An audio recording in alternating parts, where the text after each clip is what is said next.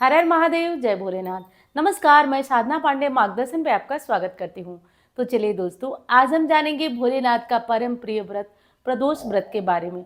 प्रदोष व्रत नवंबर के महीने में कब करना है आपको, यानी कि मार्गशीर्ष महीने का प्रदोष आपको किस दिन करना है, 28 या 29 नवंबर किस दिन आपको करना है। और साथ साथ ये भी जानेंगे कि भोलेनाथ की पूजा का आज शुभ मुहूर्त क्या है और भोलेनाथ को पूजा करते समय कौन कौन सी चीज़ें आप अर्पित करें जिससे आपकी मनोकामना पूरी हो जाए। देखिए, सभी जानते हैं कि भोलेनाथ को प्रसन्न करने का सबसे जो प्रिय व्रत है वो प्रदोष व्रत है। महादेव की कृपा दिलाने वाला परम प्रिय उनका जो व्रत है वो प्रदोष व्रत है। भोलेनाथ को प्रसन्न करने के लिए अगर आप कोई व्रत करते हैं तो वो प्रदोष व्रत ही होता है। और दिनों के अनुसार जब अलग अलग प्रदोष पड़ता है तो उसका अलग अलग महत्व होता है।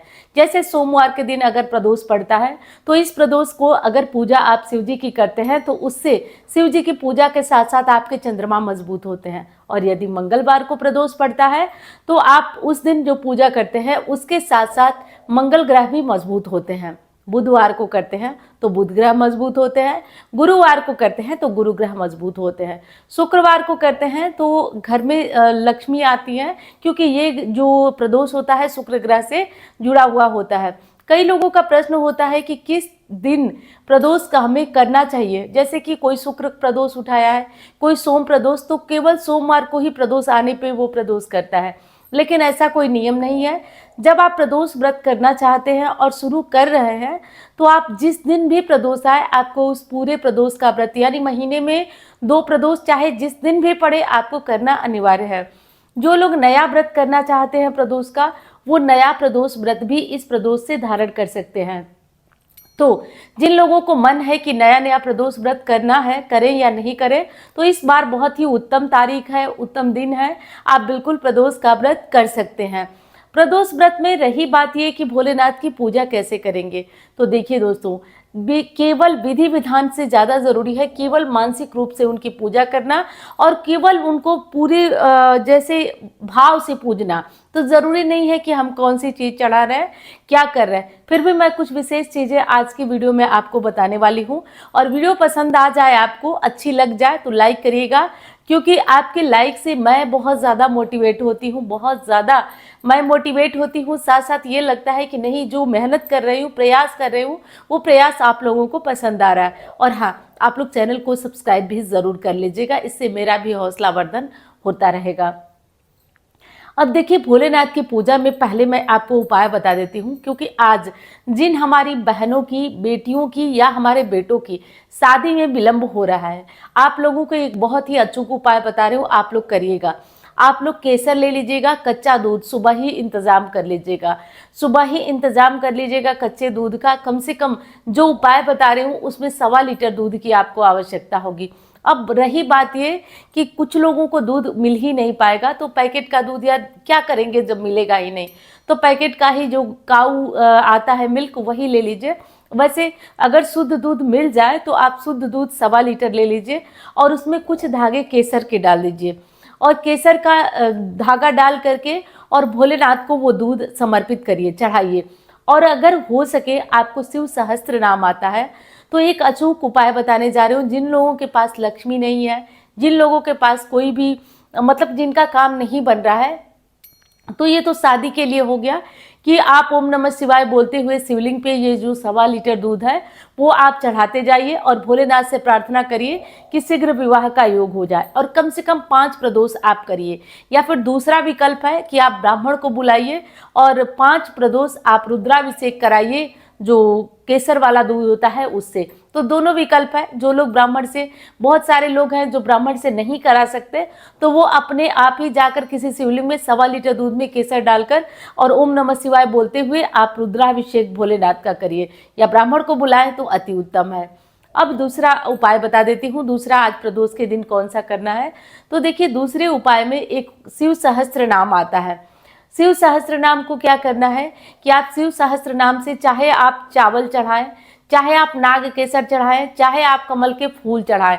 देखिए, कमल का फूल थोड़ी बड़ी चीज़ है, 1000 कमल का फूल लाने में आपको बहुत खर्च भी लग जाएगा, लेकिन अगर कोई भी व्यक्ति साल के पूरे साल में यानी कि जो शुक्ल पक्ष का प्रदोष आता है उस हर प्रदोष को अगर शिव सहस्त्र नाम बोलते हुए कोई 1000 वस्तु, जैसे 1000 चावल के दाने ले लीजिए, 1000 कमल के पुष्प ले ले, और अगर घर में शिवलिंग बना करके और उस पर भी चढ़ा देता है तो उसकी हर तरह की मनोकामना, हर तरह के कष्ट उसके दूर होते हैं। उम्मीद करती हूँ कि आप समझ गए होंगे मैं कहना क्या चाहती हूँ।